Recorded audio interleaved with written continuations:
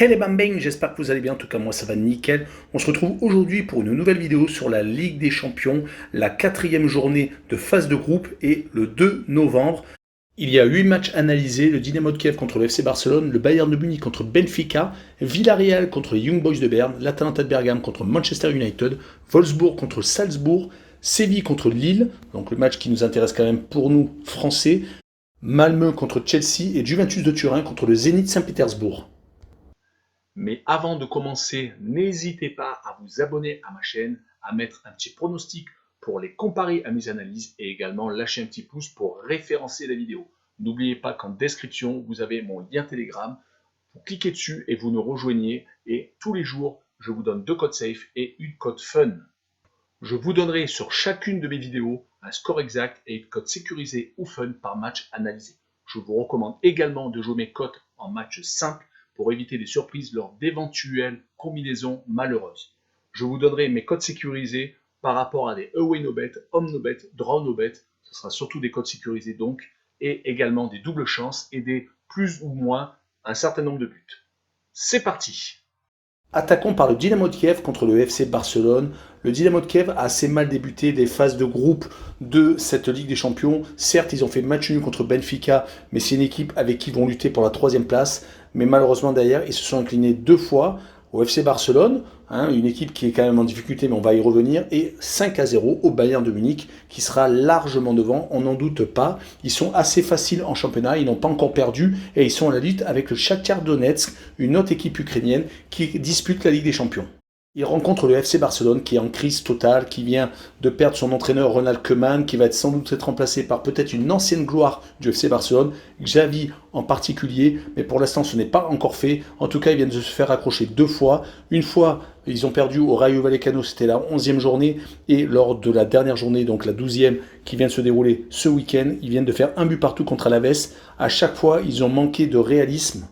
Surtout sur le dernier match où il y avait quand même un gros écart au niveau des occasions et des tirs, mais malheureusement, ils n'ont pas réussi à tuer le match après avoir ouvert le score par Depay. En Ligue des Champions, ils se sont rattrapés avec la victoire contre le Dynamo de Kiev. Ils avaient commencé par 2 fois 3-0, un encaissé à domicile contre le Bayern de Munich et un autre encaissé au Benfica Lisbonne sur le même score. Mais pour moi, le manque de réalisme ne va pas durer éternellement et je vois sur ce match-là le FC Barcelone gagner 1-0 à l'arrache et je vois le moins de 2,5 buts sur le match.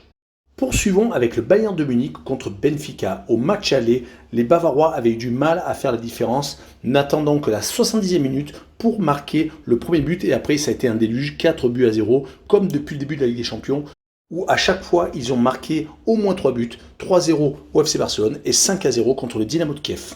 Ils seront donc définitivement qualifiés pour les 8e de finale s'ils battent Benfica lors de leur 2e match contre l'équipe portugaise.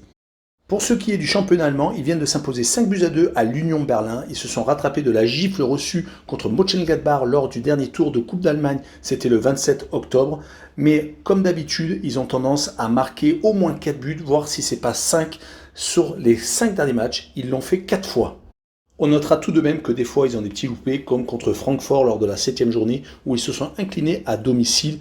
Puis également donc le match contre le Borussia Mönchengladbach, où ils se sont totalement loupés. Mais sur cette rencontre, je vois une victoire 4-0 du Bayern de Munich et je vois le plus de 2,5 buts pour les Munichois sur le match.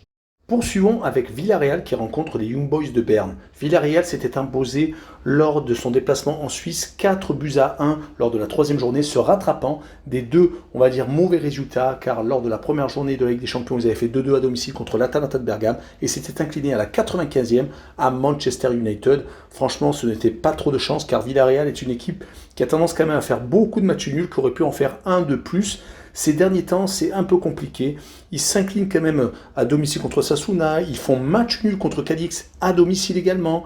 Et ils s'inclinent à l'extérieur, comme ils l'ont fait à l'Athletic Bilbao et comme ils l'ont fait à Valence lors de la 10e et 12e journée. Donc actuellement, on ne sait pas trop où se situe le Villarreal. Ils sont tout à fait capables de s'imposer contre les Young Boys de Berne qui, de leur côté, ne dominent plus le championnat suisse de la tête et des épaules. Ils ont quelques loupés, également un peu comme Villarreal actuellement. Ils ont perdu contre Saint-Gall lors de la 12e journée, se faisant également accrocher par le FC Lucerne à domicile. Ils avaient réussi à faire 2 gros scores. On se disait, ça y est, ils sont repartis pour tout écraser, avec des victoires 6-1 à Lausanne et 6-0 contre les Servettes de Genève. Ils avaient commencé idéalement leur campagne de Ligue des Champions avec une victoire 2-1 contre 10 Mancuniens qui avait été réduit à 10 rapidement. Et derrière, malheureusement, ces deux défaites, une contre l'Atalanta de Bergame et une contre Villarreal. On peut dire quand même qu'ils ont la poule de la mort. Ça va être très compliqué pour finir troisième de cette poule et pouvoir peut-être se qualifier pour la Ligue Europa. En tout cas, sur cette rencontre, je vois une victoire de Villarreal 2-1 et je vois le plus de 2,5 buts sur le match. Poursuivons avec l'Atalanta de Bergame contre Manchester United. L'Atalanta a une petite crise de résultats à domicile, c'est vraiment compliqué. Sur les 3 dernières rencontres, ils ont fait 2 matchs nuls contre la Lazio de Rome et contre l'Udinese et ont perdu contre l'AC Milan. Heureusement qu'à l'extérieur, ils font de bonnes performances, comme leur victoire à la Sampdoria de Gênes et leur victoire à Empoli. Malheureusement, voilà, en Ligue des Champions, ça n'a pas suivi. Ils n'ont ramené qu'un seul match nul de Villarreal et une défaite donc de Manchester United. C'est dommage car l'Atalanta de Bergame est une équipe qui joue et qui a vraiment envie de faire un résultat à chaque fois. On ne s'embête jamais quand l'Atalanta joue, mais à domicile, ils sont un peu retenus. On ne sait pas pour quelle raison. Ils vont jouer contre Manchester United qui vient de relever la tête avec une victoire assez facile, 3-0 à Tottenham. Ils venaient de prendre une des pires humiliations de leur histoire avec un 5-0 encaissé contre Liverpool juste avant. C'est compliqué pour Manchester United de savoir ce qu'ils veulent faire cette saison. Ils ont un entraîneur qui est sur la sellette. Ils ont un Ronaldo qui marque but sur but. Ça, on en est sûr, qui a tendance souvent à sauver la situation. Et qui vient encore de marquer un magnifique but contre les Hotspurs.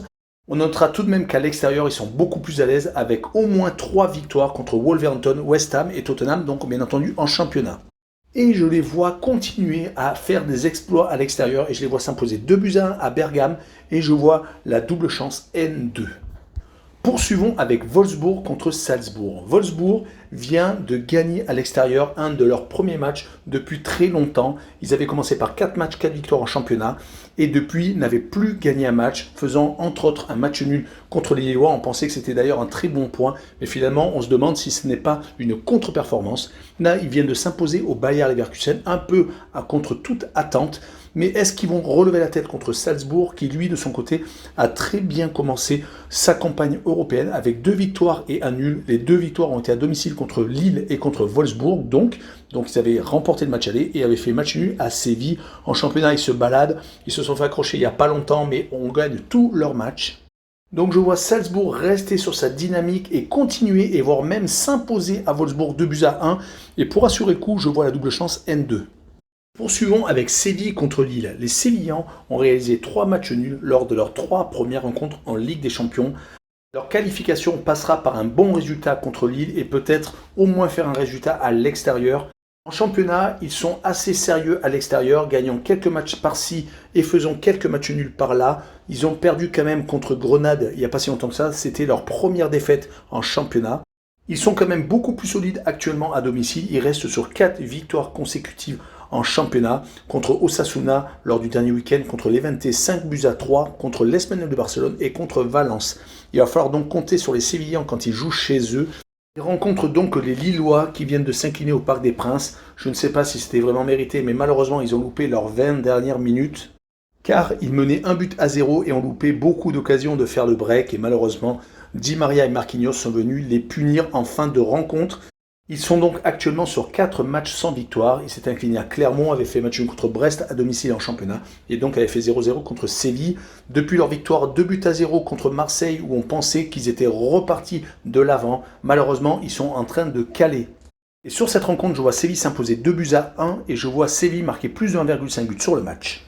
Poursuivons avec Malmö contre Chelsea. Malmö est en train de faire la différence dans son championnat national. Ils viennent de prendre la tête à 4 journées de la fin. C'est vraiment un club qui risque peut-être d'être champion de Suède. Donc il va peut-être tout donner pour le championnat car malheureusement en Ligue des Champions c'est assez compliqué. Une défaite 3-0 à domicile contre la Juventus de Turin et 2 défaites à l'extérieur 4-0 à chaque fois contre le Zénith Saint-Pétersbourg et donc contre Chelsea au match aller. Chelsea, de son côté, vient de profiter du match nul de Liverpool et de la défaite de Manchester City à domicile contre Crystal Palace pour se porter en tête de la Première Ligue avec une victoire 3-0 à Newcastle. Une fois de plus, ils ont fait un clean sheet sur les 5 dernières rencontres. 4 clean sheets, dont 2 victoires à l'extérieur à chaque fois vierges de buts encaissés. Et à domicile, ils avaient donc battu Malmö 4-0, avaient battu Norwich 7-0. et avait fait par contre match nul en Cup contre Southampton, se qualifiant au penalty, mais bon, il n'avait pas l'équipe type, on peut peut-être mettre ce match de côté. En tout cas, sur cette rencontre, je vois Chelsea s'imposer 3-0 à Malmö, et je vois les deux équipes ne pas marquer. Finissons avec la Juventus de Turin qui reçoit le Zénith Saint-Pétersbourg. La Juve vient d'enchaîner 3 contre-performances, mais il y en a une quand même qui n'est pas tant une contre-performance que ça, car ils avaient arraché le match nul à l'Inter de Milan. Ça aurait été mieux qu'ils gagnent, mais tout de même, accrocher un point contre le champion d'Italie, c'est quand même pas si mal que ça. Mais derrière, on pensait que ça allait être beaucoup mieux, car ils sortaient sur vraiment une très très bonne période. Après la défaite contre Naples lors de la 3e journée le 11 septembre, ils avaient enchaîné beaucoup de matchs sans défaite. 9 exactement, donc le dernier contre l'Inter de Milan, et derrière, ils se sont totalement écroulés. Une défaite 2-1 à domicile contre Sassuolo avec Maxime Lopez qui les a crucifiés dans les arrêts de jeu, et surtout une défaite 2-1 au Hellas Vérone qui ne souffre d'aucune contestation. Ils restent donc sur 2 défaites consécutives en championnat. Ils sont de toute manière largués au championnat, ça va être vraiment très dur de revenir sur Naples et sur le Milan AC.